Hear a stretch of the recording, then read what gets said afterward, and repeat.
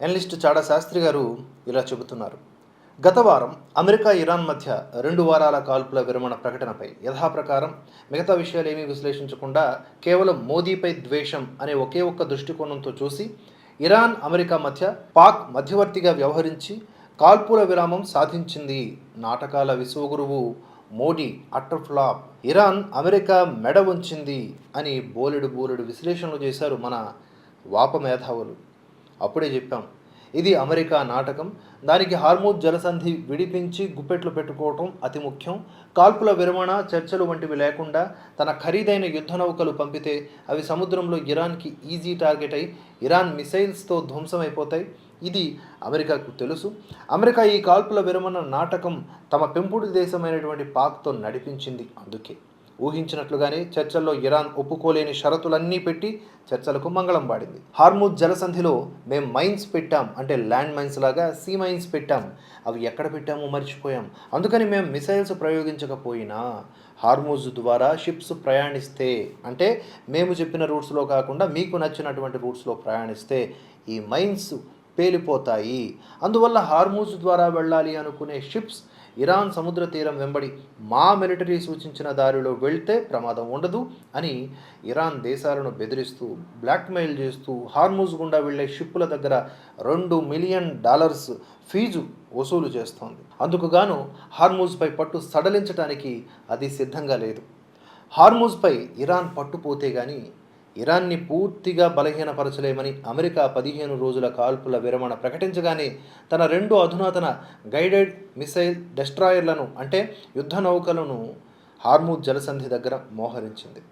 ఈ 2 డెస్ట్రాయర్లు ఇప్పటికే హార్మూజ్ జలసంధిలో కార్యకలాపాలు మొదలుపెట్టి మైన్స్ను గుర్తించి తొలగించడం పని మొదలుపెట్టాయి. మైన్లు ఉండే ప్రాంతాల్లోకి నేరుగా షిప్పులను పంపకుండా అమెరికా నౌకాదళం రోబోటిక్ యంత్రాలను, అంటే అన్మాన్డ్ అండర్ వాటర్ వెహికల్స్ని ఉపయోగిస్తోంది. వీటిల్లో MK-18, మాడ్ 2 కింగ్ ఫిష్ వంటి టార్పెడో ఆకారంలో ఉండే డ్రోన్లు ఉన్నాయి. ఇవి స్వయంగా నీటిలో కదులుతూ అత్యాధునిక సోనార్ సాంకేతికతతో సముద్ర అడుగు భాగాన్ని మ్యాప్ చేసి దాచినటువంటి పేలుడు పదార్థాల్ని గుర్తిస్తాయి. ఇదే కాకుండా అమెరికా MH-60S వంటి హెలికాప్టర్లను కూడా మోహరించింది. ఇవి ఆకాశం నుంచి సముద్రాన్ని స్కాన్ చేస్తాయి. వీటిలో airborne laser mine detection system అనే ఒక ప్రత్యేకమైన లేజర్ వ్యవస్థ ఉంది. ఇది సముద్రంపై లేదా సమీపంలో తేలుతున్న మైన్లను, సీ మైన్లను వేగంగా గుర్తించగలదు.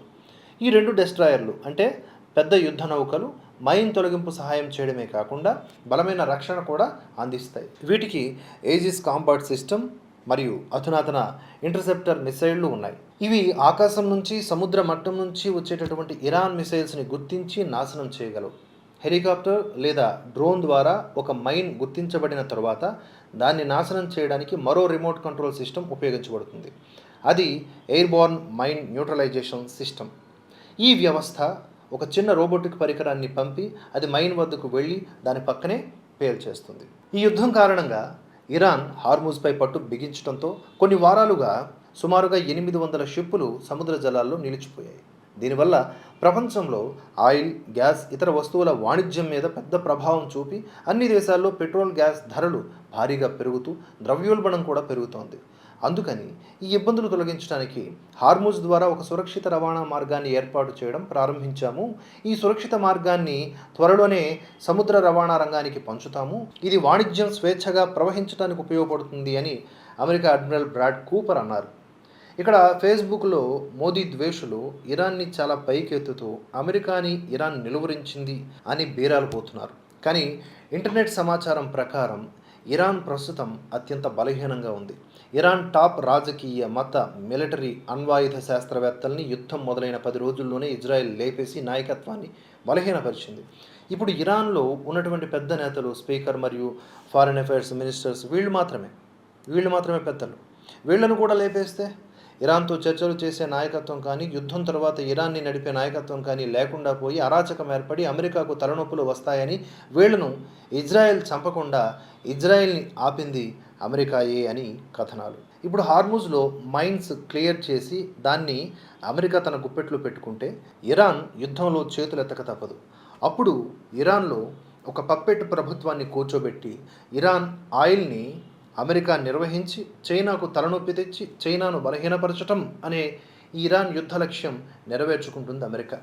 చివరగా ఇంట్లో పిల్లలను అదుపు చేయలేని వాళ్ళు కూడా మోదీ అమెరికాను ఎదిరించడం లేదు, లొంగిపోయాడు అంటూ వెక్కిరిస్తున్నారు.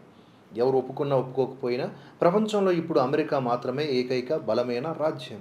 అందుకే అమెరికా మీద తరచుగా తొడలు కొట్టే చైనా కూడా తన పక్క దేశం ఇరాన్ మీద అమెరికా ఏకపక్ష దాడులు నిర్వహిస్తే ఖండించే ప్రకటనలు, దొంగతనంగా ఇరాన్కి ఆయుధాలు ఇవ్వడం తప్పితే అమెరికాకు ఎదురొడ్డి ఇరాన్కి మద్దతుగా నిలబడలేదు. రష్యా పరిస్థితి అంతే. అమెరికా ఆంక్షలు ఎత్తగానే క్రూడ్ అమ్ముకునే పనిలో బిజీగా ఉంది. అందువల్ల మోడీ అమెరికాను ఎదిరించకపోయినా, గతంలో విమర్శించిన చైనాతో కలిసినా, రష్యా నుంచి ఆయిల్ S-400 దిగుమతుల విషయంలో అయినా దేశ ప్రయోజనాల ప్రకారమే నడుస్తారు తప్ప మీ పెట్టుబడిదారి వ్యతిరేకత వంటి సిద్ధాంత అద్దాల్లో చూస్తూ నిర్ణయాలు తీసుకోరు. దేశ ప్రయోజనాలు మాత్రమే మోదీని నడిపిస్తాయి.